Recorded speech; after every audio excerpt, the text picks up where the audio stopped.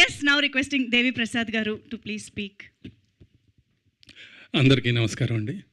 ముందుగా గోదావరి గట్టు పైన అనే సినిమాని మంచి విజయవంతం చేసినటువంటి తెలుగు సినిమా ప్రేక్షకులందరికీ కూడా మా ధన్యవాదాలు తెలియజేస్తున్నాను.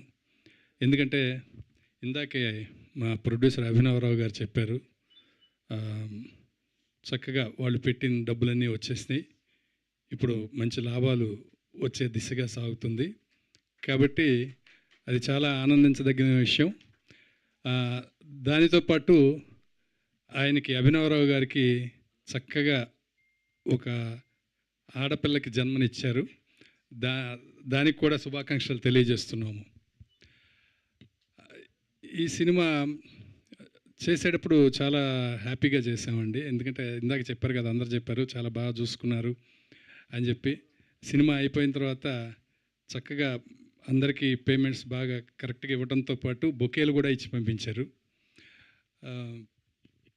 ఈ సినిమాలో నాకు ప్రత్యేకంగా నచ్చింది ఏంటంటే అండి, ఒకటి డైరెక్టర్ సుభాష్ గారు చేసిన దీనిలో సినిమా చూసినప్పుడు మంచి cute love story, family values, family ఒక కుటుంబ అనుబంధాలు, మంచి ఫ్రెండ్షిప్ అంటే ఎలా ఉండాలి, వీటన్నిటితో పాటు ఇప్పుడు సొసైటీలో మత సహనం బాగా అడుగంటిపోతున్నటువంటి ఈ కాలంలో సినిమాలో అన్ని మతాల పాత్రల్ని పెట్టారండి డైరెక్టర్ గారు. అది నాకు చాలా బాగా నచ్చింది. ఎందుకు అంటే ఎప్పుడో చిన్నప్పుడు మన్మోహన్ దేశాయ్ గారి సినిమాల్లో చూసేవాళ్ళం, అలాగా అన్ని మతాల పాత్రలు ఉంటాయి. ఇప్పుడు మనం అలా చూసి ఒక తెలుగు సినిమాలో చూసి ఎంతో కాలం అయింది అలా చూసి.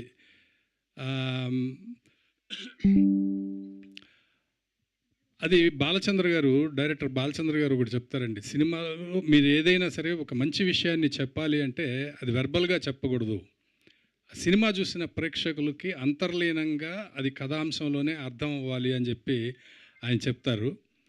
ఈ సినిమా చూసినప్పుడు ఆయన అభిరుచి, డైరెక్టర్ అభిరుచి ఏంటనేది మనకు అర్థమైపోతుంది. ముఖ్యంగా నాకు బాగా నచ్చిన అంశం అది. తర్వాత ఇంకా ఆర్టిస్టులు సుమంత్ ప్రభాస్ కానీ, నిధి కానీ, అమ్మాయి కానీ, ఇంకా వీళ్ళందరూ అంటే ఇంకా దడదళ్ళాడించేస్తారు. సుదర్శన్ గారు మొత్తాన్ని ఒక ఊపేశారు సినిమాలో. అన్నీ బాగున్నాయి. జగత్ బాబు గారు ఇంకా గురించి చెప్పేదేం లేదు. లైలా గారు ఇలాంటి బ్రహ్మాండమైన యాక్టర్స్ చేశారు. రాజీవ్ కనకర గారు, మేము అలాంటి వాళ్ళందరూ కూడా మేము కూడా సపోర్టింగ్గా ఉన్నాం. అలాంటి మంచి అవకాశం నాకు ఇచ్చినందుకు డైరెక్టర్ సుభాష్ గారికి, ప్రొడ్యూసర్ అభినవరావు గారికి నా ధన్యవాదాలు తెలియజేస్తున్నాను. వేసవిలో ఇంత మంచి సినిమా చేసినందుకు తెలుగు ప్రేక్షకులకు మరొకసారి ధన్యవాదాలు. Thank you.